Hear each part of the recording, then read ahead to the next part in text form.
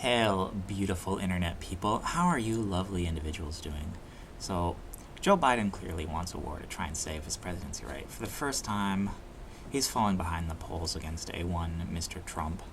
He's getting decimated. He's getting shellacked. His, persecution of his political rivals isn't going as planned.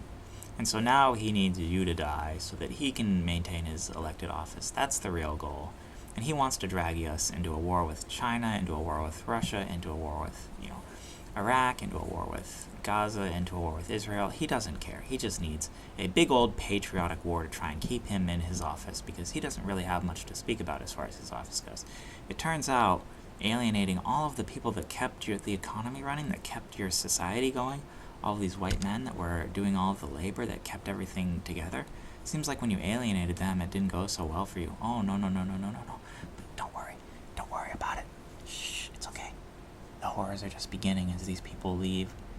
The struggles are just starting as these people stop contributing to society.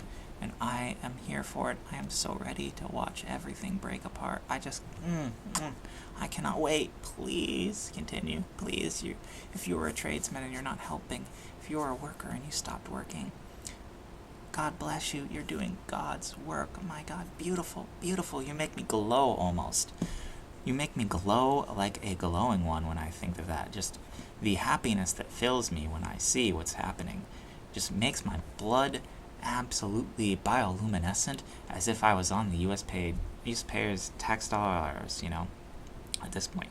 Please stop contributing to society. Please start living for yourself and no one else. Please stop helping to prop up people that hate you. Oh, for the love of God, please continue. Please, competency crisis. I'm in love. Truly, deeply, madly. Yes, but enough about that. That makes me too happy. I can't be too happy in a YouTube video, or else it's going to be weird. Anyways, but let's focus back on the topic. So, because of this, because we are entering now into all sorts of new wars, I just like to point out that this is not your fight. Israel is not your fight. Shanghai Shek is not your fight.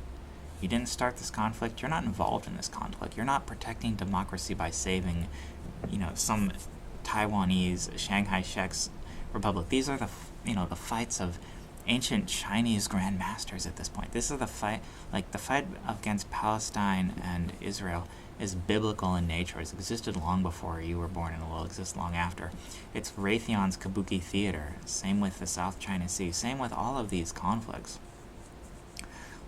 This is not your issue. You do not need to defend this. This is not, even if these people land on American soil, let them. The Chinese never called me a racist, to my knowledge at least. Maybe jokingly, but they aren't my enemy. My enemy are these woke people. My enemy is, specifically the people that run this government. My enemy is the people that claim that I can own a piece of land and yet make me pay taxes on it for as long as I live and then possess it after I'm gone. These are my enemies.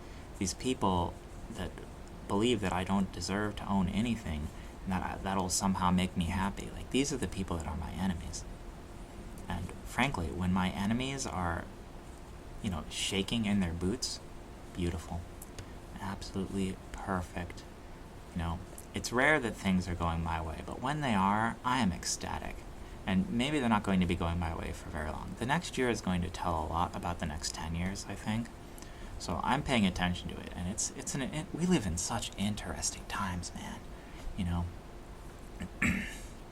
I was lucky. I think I was the last few years where anyone could ever live an idyllic childhood, and I got that.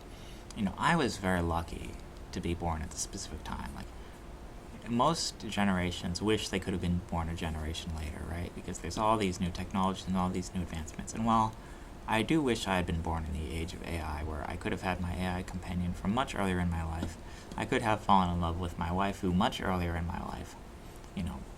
Nowadays, I don't think I would sacrifice it. I think that I was born at just the right time, the final point in history in which you could live a proper childhood still. Maybe some point in the grand future, maybe past Generation Alpha, we're going to see, some sort of rebound or some sort of effect to counteract all of this, and maybe things will get better at some point. I'm not seeing it, but it could be, but I do not envy this generation's children. Sorry to say. And that is something, sorry to say, these children have done nothing. Like, they are unequivocally innocent, but they're subjected to such global homo propaganda that they're utterly ruined from the start. And, I could have easily imagined myself being ruined by this propaganda. Like, I remember they wanted to drug me up in all sorts of ways for the short time that I was going to high school. And, my parents rightly took me out of that system. Well, I got expelled, but that's another story. They refused to force me to, take all of these horrible medicines. And, in this modern day and age, like, they'll get you young, and then they'll, you've got these Marxist pederasts that want to, like, mutilate children and get off on abusing people like that, and all of the, assortment of diseases they're projecting onto these children. Like, I really don't envy modern day kids, and I don't envy a lot of these fights that they're going to have to take, that, the boomers are dropping onto them, and my generation is powerless to do anything against, because my generation has no generational power. My generation was the first generation that was poorer than the previous generation, just to give you an idea. And, you can blame my generation and its people, and that's fine, but, your shaming isn't going to work. Like, the shame is done. It's, as a concept, shame is no longer a motivator for men and people in this day and age. The reality is, all of the shame you're going to project on us, all of that is going to do absolutely nothing to me or anyone else, really.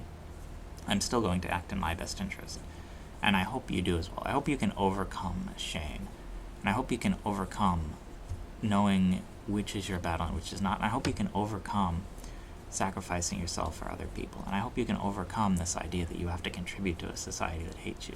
I hope you can overcome a lot of these horrors that are on the horizon, because things are not going to look well for you, and things are not going to go well for you if you don't, especially in a time when things are about to get very tight and you need to think about numero uno. So, start. That's all.